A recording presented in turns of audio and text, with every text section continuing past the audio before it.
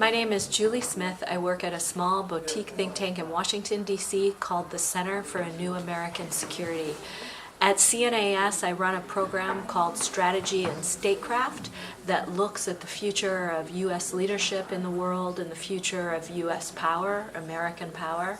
We also look at the way in which government functions, ways to improve our governance structures, and ways to make the processes, not just the policies, better. Americans seem less interested in national security and foreign policy in this election cycle. That said, as we move closer towards the actual election in November, I think you'll see a number of Americans focused on ISIS first and foremost, then President Putin and a resurgent Russia, and then an aggressive China and concerns about its actions in the South China Sea. How America takes its limited pool of assets and resources and capabilities and applies them to those three regions will be one of the bigger questions of our election going forward. One thing that Europe should know about our election is the way in which the issue of trade is playing out in this election cycle. Traditionally, Republicans are strong supporters of free trade.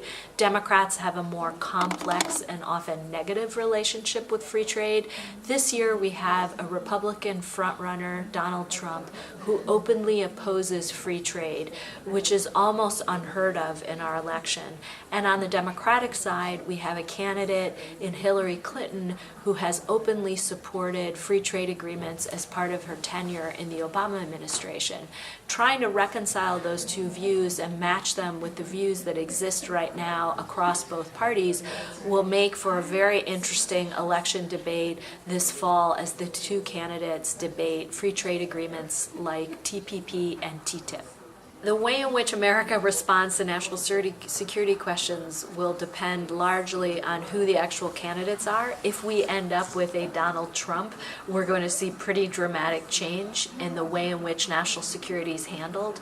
If, by some small miracle, the Republicans at their convention put forward another candidate in a split convention, I think we could potentially see less of a divide between the left and the right on a number of foreign policy challenges.